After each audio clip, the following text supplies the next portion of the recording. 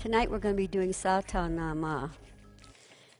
Each time you close a mudra by joining the thumb with a finger, your ego seals its effect in your consciousness. Visualize or feel each individual sound come in the crown chakra at the top of the head, down through the middle of the head, and out to infinity through the third eye. This is very important and must be done with each sound. It is an essential part of the cleansing process. So we're going to begin.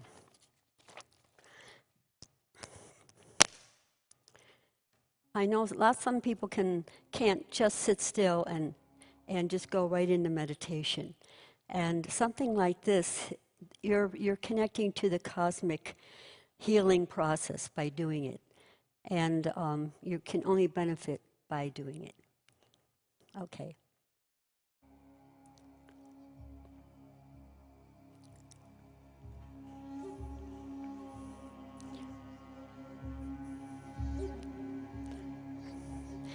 Satanama,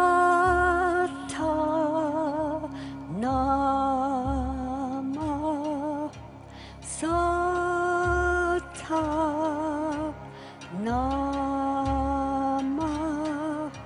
Satanama,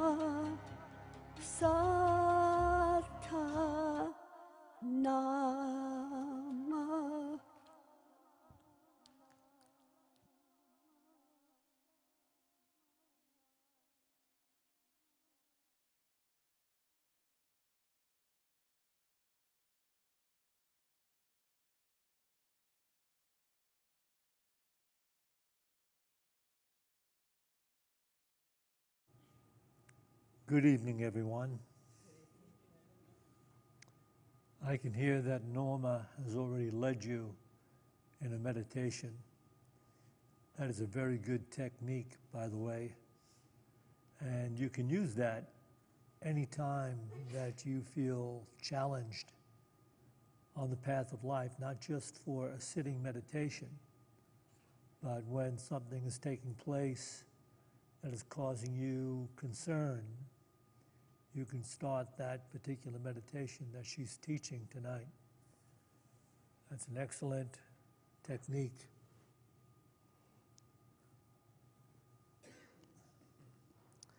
Once upon a time, way back when,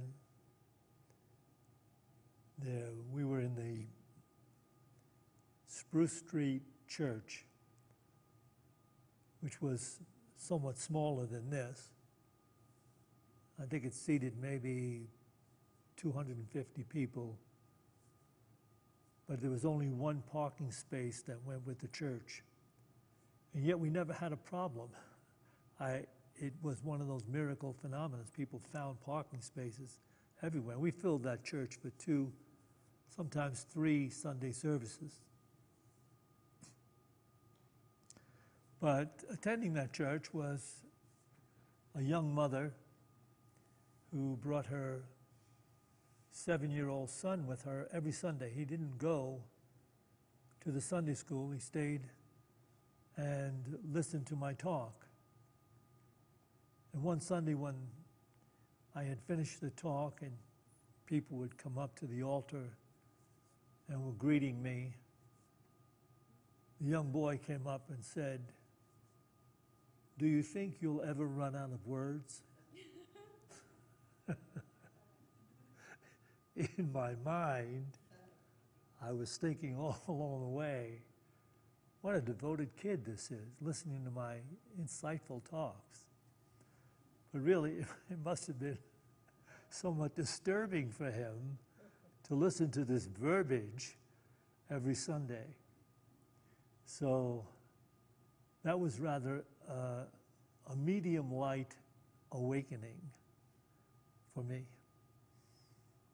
And this evening, I've just about run out of words. So I have to ask you to indulge me. This will not be the normal type of thing that I do that is plotted. I don't memorize what I do, but I do have an outline in my mind and some quotes that I'll use to try to make it interesting. But tonight I'm going to start, though, reading you a story, a piece of a story from the novel that I have written. And I wrote this novel and then couldn't really get behind advertising it or promoting it because everybody at that time everybody in my family saying, Jack, you've got to find the time to write your memoirs. You have to write your memoirs, your true story.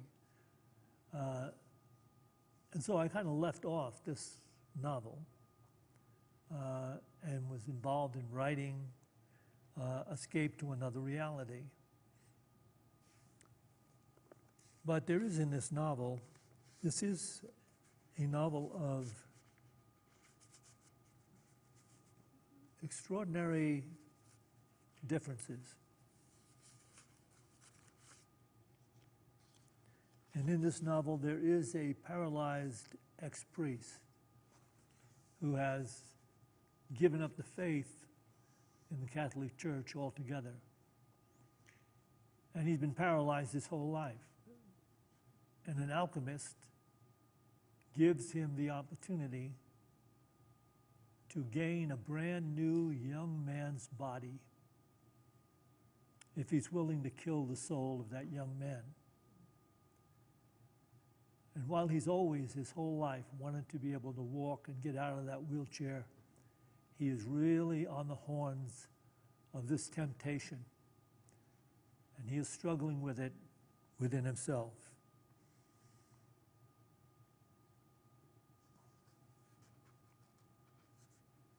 This is a section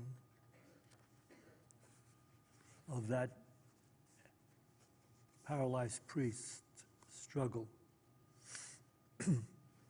The Call to Suffering was the title of one of the most memorable sermons the ex-priest ever heard.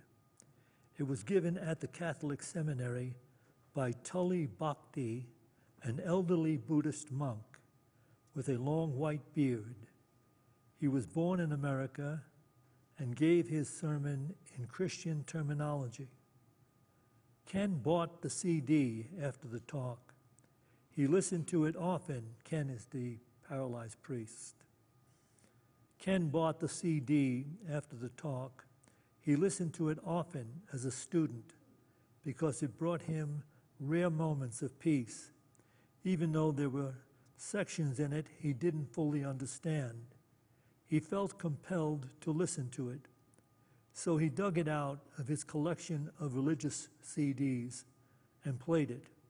He thought it might bring him the solace it used to so many years ago. I am an old man, the Buddhist monk began.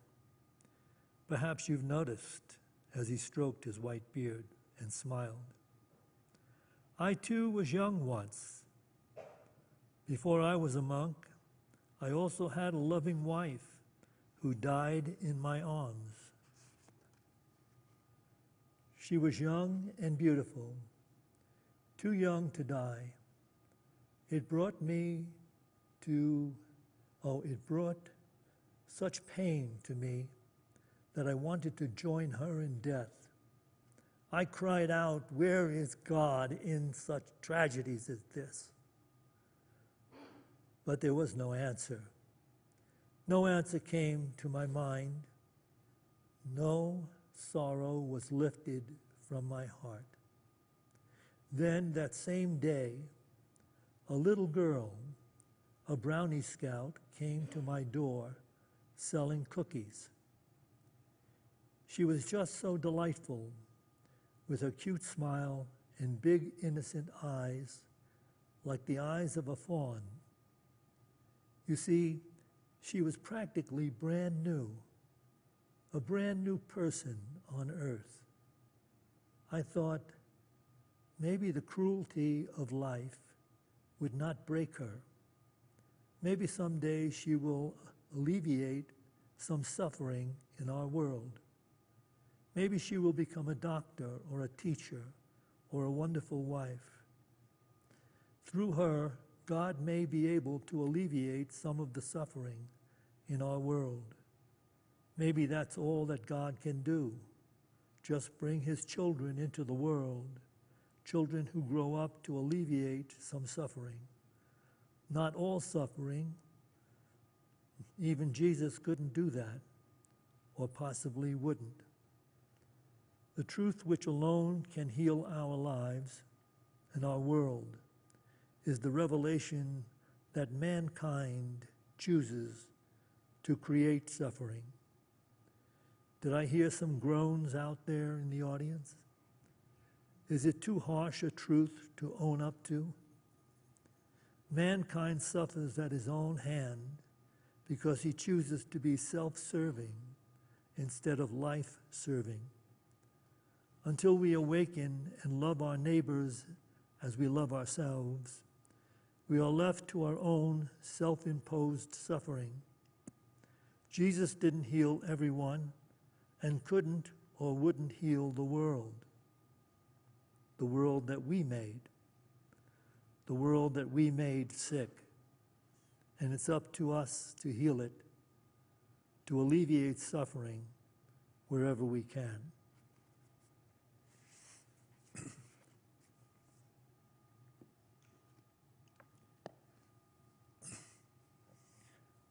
I think that is one of the basic truths in this novel, although it is a suspense story and a really different love story.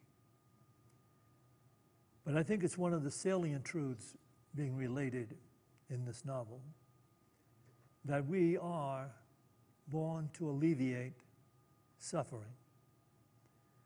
And we grow up in a world where that's not necessarily part of our teaching or training. We grow up in a world where naturally we become personally self-centered. And it seems to us that the best of life goes to those who are extremely self-centered and do whatever they can to gain advantages, regardless of the suffering they may cause in the process of doing that.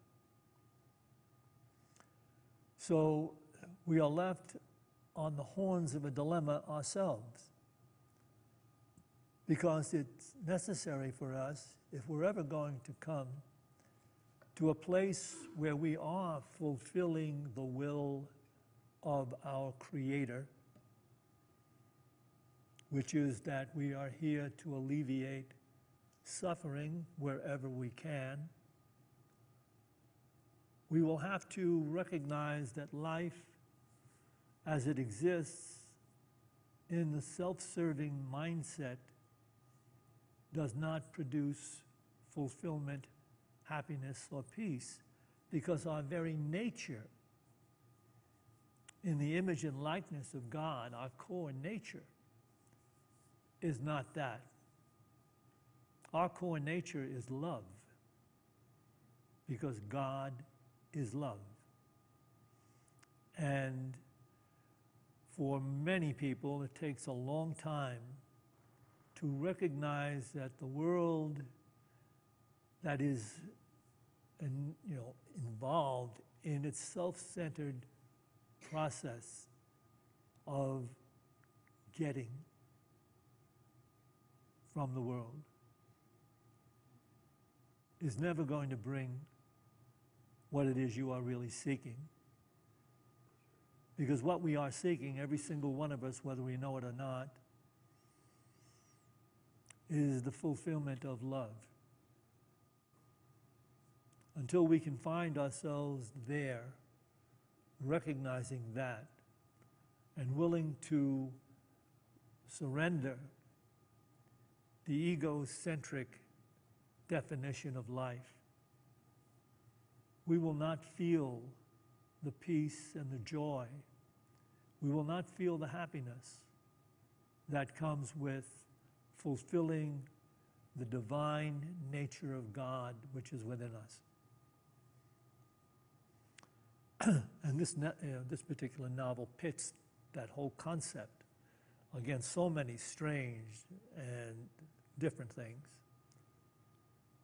But for us, we have one opportunity after another to alleviate suffering. And we don't know how to do it, really.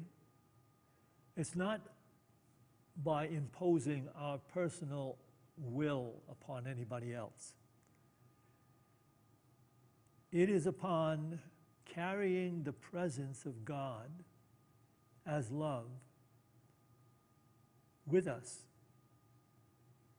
so that we may not say a great many things to people.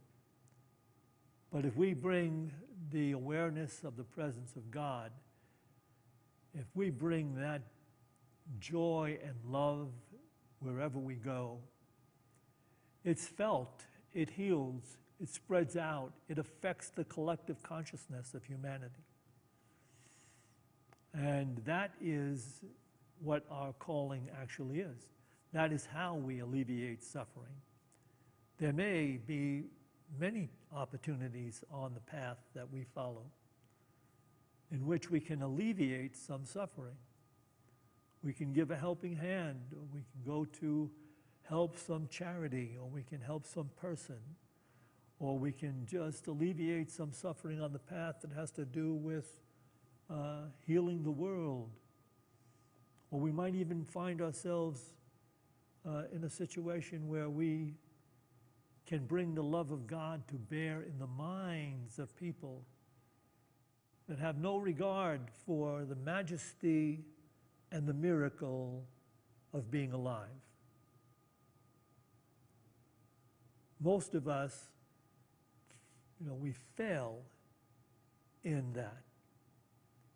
Most of us take things for granted. So many things we take for granted. And we have these feelings that we need something more here, or we need something better, bigger. And we keep thinking that it's out there. That our feeling of emptiness and our feeling of discontent is all about not having what I really need from the world. That's not it at all. That feeling of discontent is with us as long as we are not embracing our true nature of God, which is love. And as I said, it isn't even a matter of going to find some charitable work that you can do, or some place where you can help something or someone, or even help the planet. It's not about that. It may come your way to be part of that, but the fact is, as you practice carrying the presence of God as love in your awareness, wherever you go, you are bringing that love into the collective consciousness of humanity. And so that is why we have our spiritual practices, because we have been conditioned by life in the outer directed, illusion-driven, self-serving world to seek for that peace and comfort in the material definition of life. And it cannot be found there, will never be found there. And it's surprising that we don't grasp that, because there are so many publicized stories about human beings who have gained seeming everything. I mean, they have money, they have popularity, they have physical, good health for some, and good looks, etc. And yet they wind up in drug rehabilitation centers or alcoholic rehabilitation centers. And some of them never find a working friendship with anyone else. Their self-centeredness has carried them to such isolation. They can't share in any type of relationship.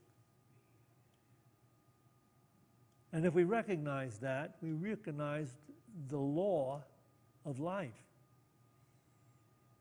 That it is designed in such a way that we should come to the realization that only love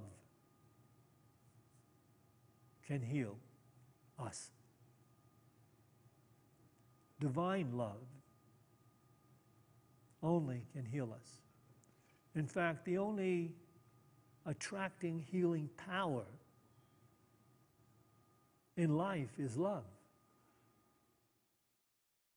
So when you get to that place in your life, and you may have gotten there quite a number of times, but when you get to that place where you are feeling despondent, discontented, and you want to feel better, then maybe what you have to do is you have to seek somewhere, somehow, to get yourself into that state of consciousness, which is the love of God.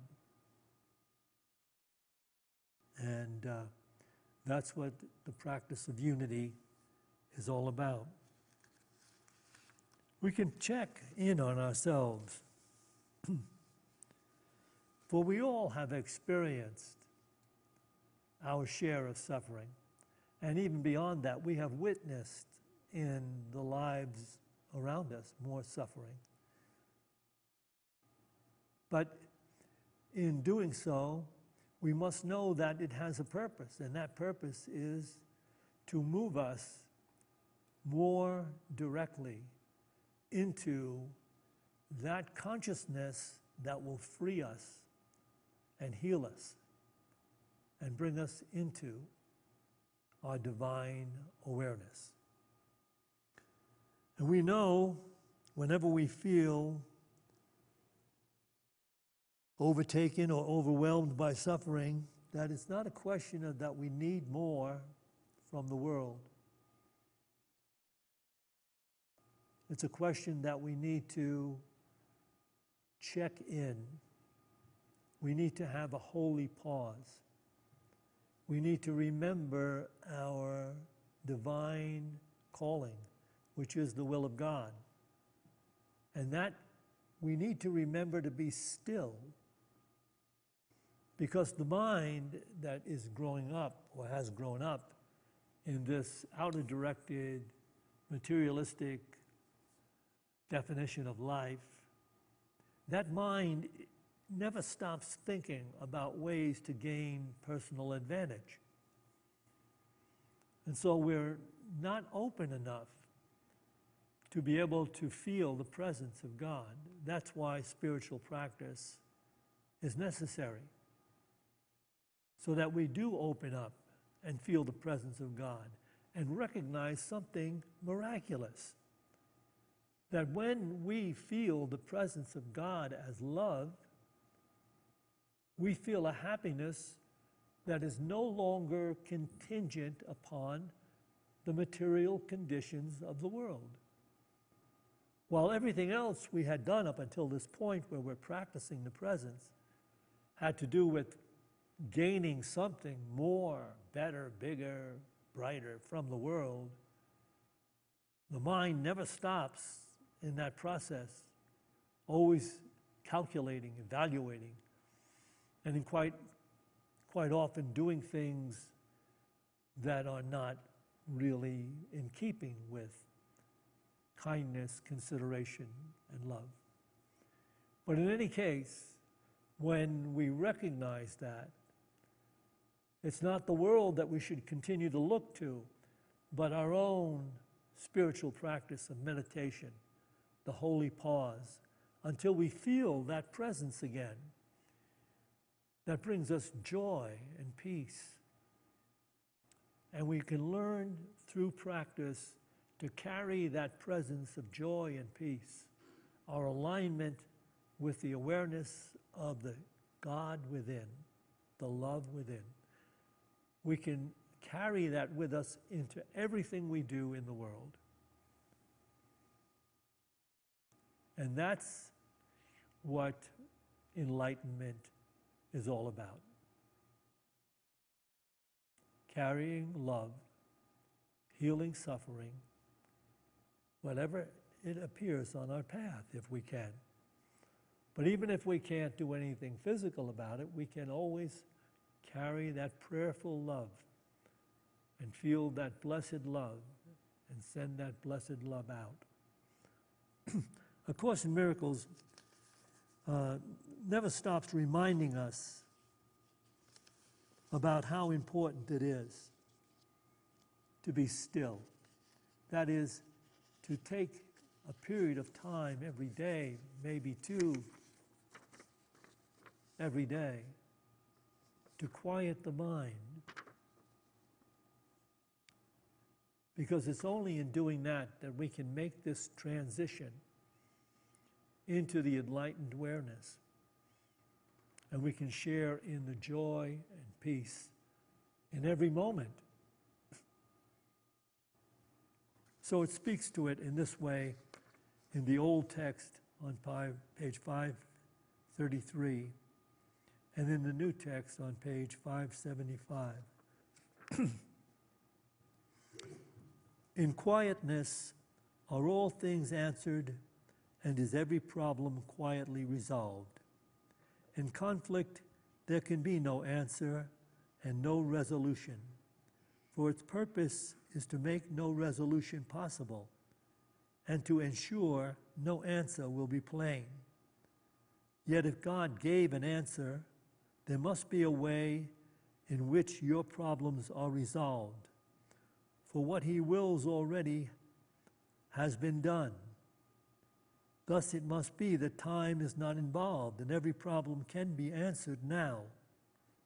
Yet it must also be that in your state of mind, solution is impossible. Therefore, God must have given you a way of reaching to another state of mind in which the answer is already there. Such is the holy instant. I'll read that again. In quietness are all things answered, and is every problem quietly resolved. In conflict, there can be no answer and no resolution, for its purpose is to make no resolution possible and to ensure no answer will be plain. That is, by the way, the purpose of the illusionary concept that we refer to as the ego. It plays against harmony. It plays against peace. It plays against love. And it plays against happiness. And people think that without the ego, all would be chaos.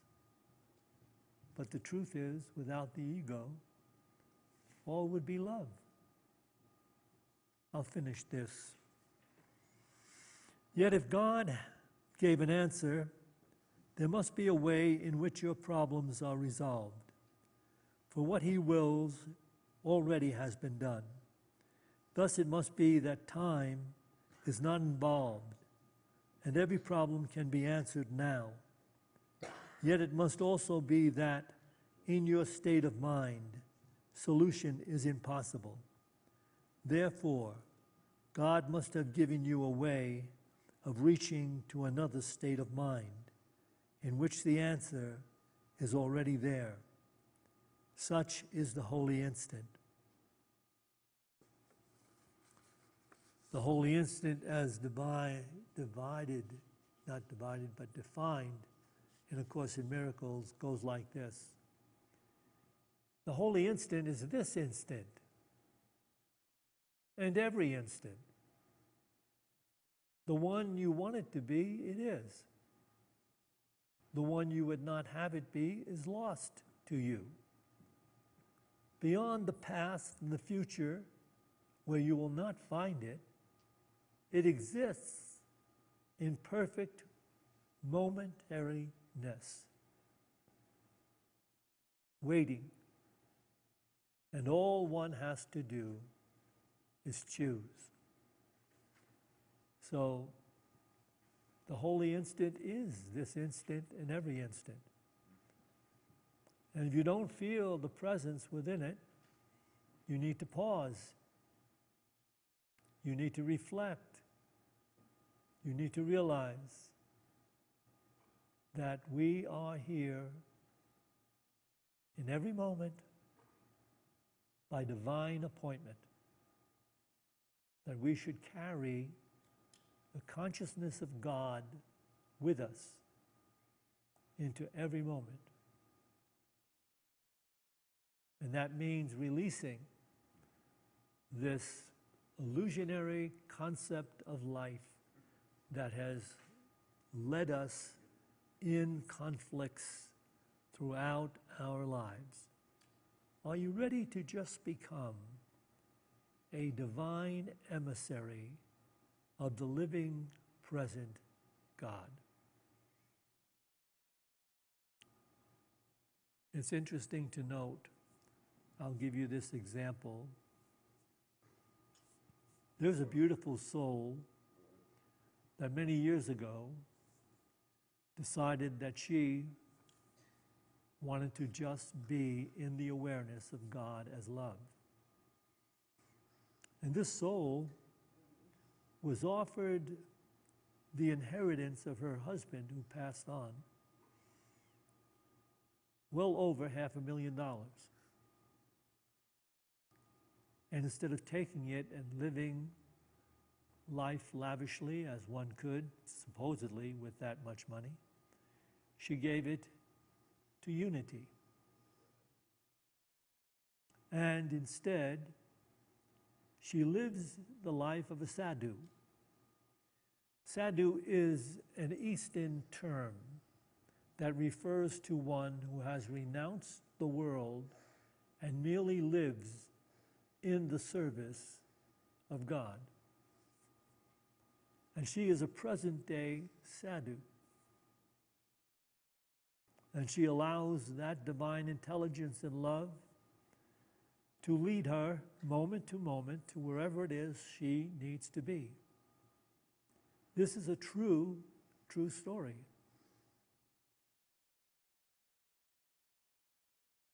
And that person is sitting in this congregation right now, but is leaving us tomorrow.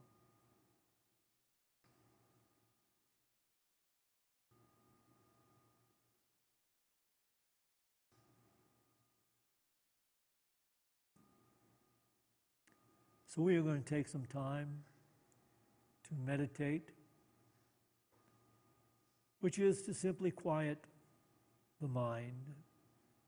You know, the mind is filled with all the stuff during the day. In meditation, we simply quiet it down. We take a mantra, we read some spiritual material, we listen to some spiritual music, and it allows us to facilitate our meditation, whereas we still the mind from its incessant conditioning of world seeking. The presence, this refined presence, enters into our awareness. So we're going to do that together now. We'll begin by listening to this crystal bowl.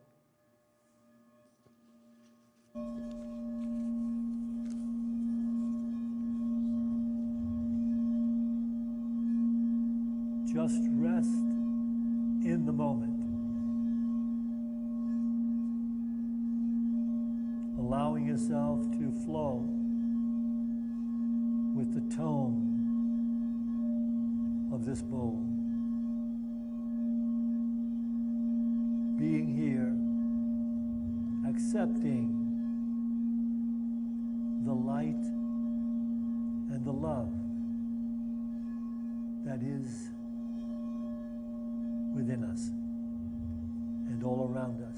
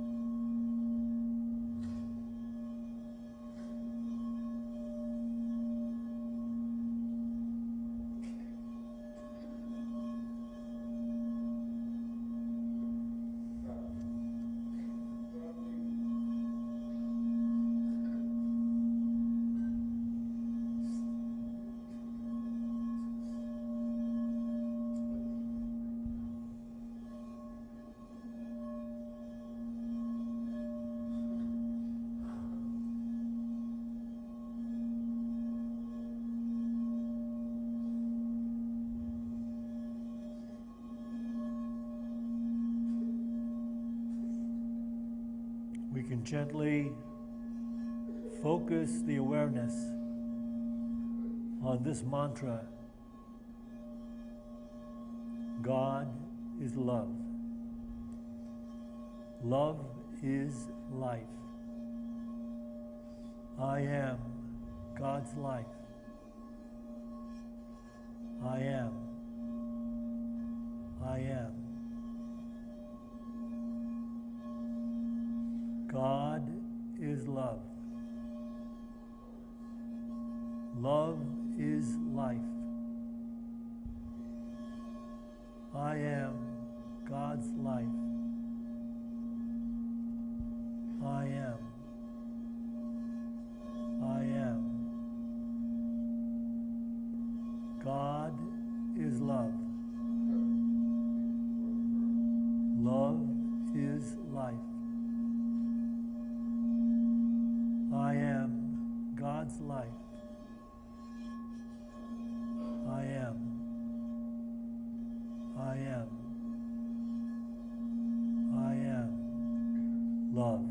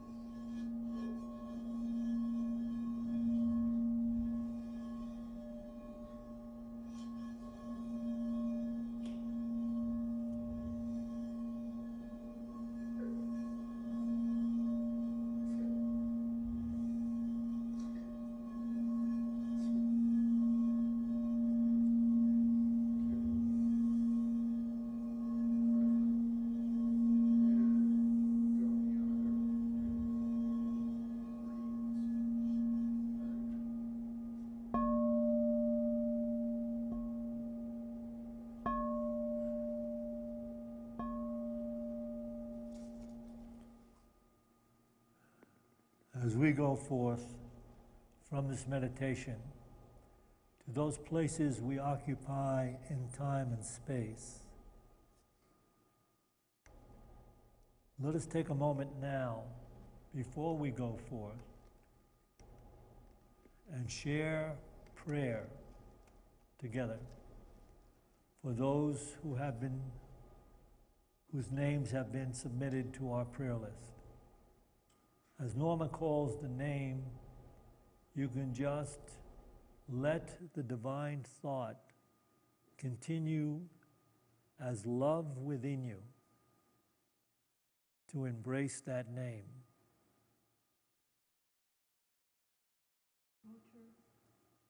Wouter Behagen, Dean and Patsy, God, please plant an eternal source of love on earth. Joel Goodman, Mishi Seabury, Patrick Hun, all of the precious animals, Sandy Chamberlain, Adawab, Zolita Grant, Tim Spahn, Dan Spahn, Sandy, Mitchie, Misa, Marcy, Jonathan R., Bill and Janet, Catherine Ochovi, Nathan, Marie, Alex Sarah, Laura, Tom, Jim's Health, Eva, Graham, Perry, Jeremy, Kyle, Danielle, Walker, Holly and Celeste, all Timothy's clients, William and family, Danny, Kaya, Belle, Tara, Jimmy S., Sandy Bigtree, Grace Fletcher Long, Daniel Ribard, Susan Shadle, blessings to Central Eurozone, Tim Spahn, Angie, Teresa Rodriguez. And you can call out a name at this time if you would like to do so. D. Matthew and family, S. Casey and family, S. Daniel and family, Steve Taylor, Brian McKibben, Brad Boland,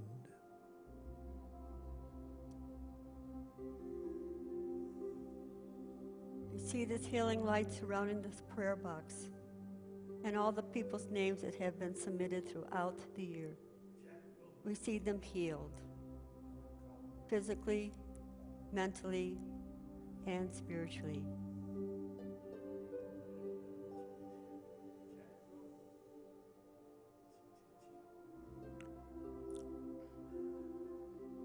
As we go forth now from this meditation, let us go forth with a greater determination to be awake in the process of living and realizing our true nature. For this opportunity in every moment, we give thanks. And to this we say, Amen.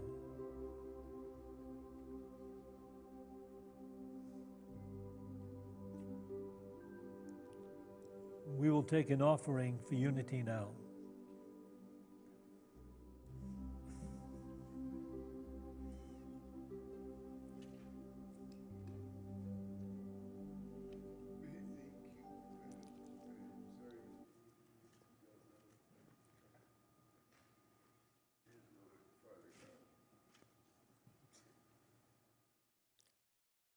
And we take this time now to bring to mind that financial gift we'd like to make to Unity of Boulder. Those of you watching live stream can scroll down on our website to the donate flag and press that. Everyone here can bring their donations into their hands, and let's bless them with this offering prayer. Divine love, through me, blesses and multiplies all that I have, all that I give, and all that I receive, because I give. And so it is.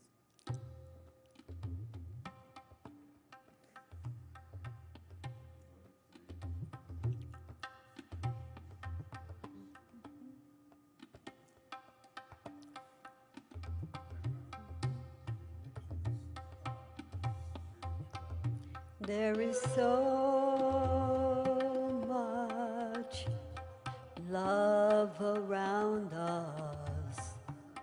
If we just open up our heart, it's waiting to come in. It's waiting to come in. There is so much love around us. If we just open up our hearts, it's waiting to come in. It's waiting, coming in right now. Right now. Right now.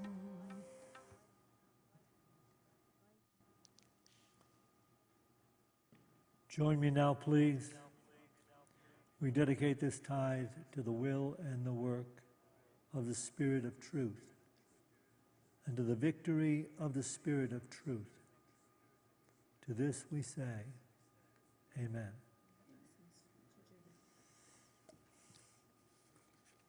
For those of you who would like to stay and chat, you can go through these doors to your left into the bookstore. We have tea and cookies there.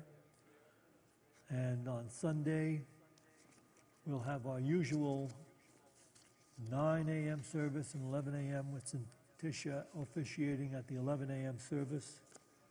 And the bookstore is open. We have such incredible gifts there, and also any book you could possibly imagine on spirituality. So, to everyone, have a good night.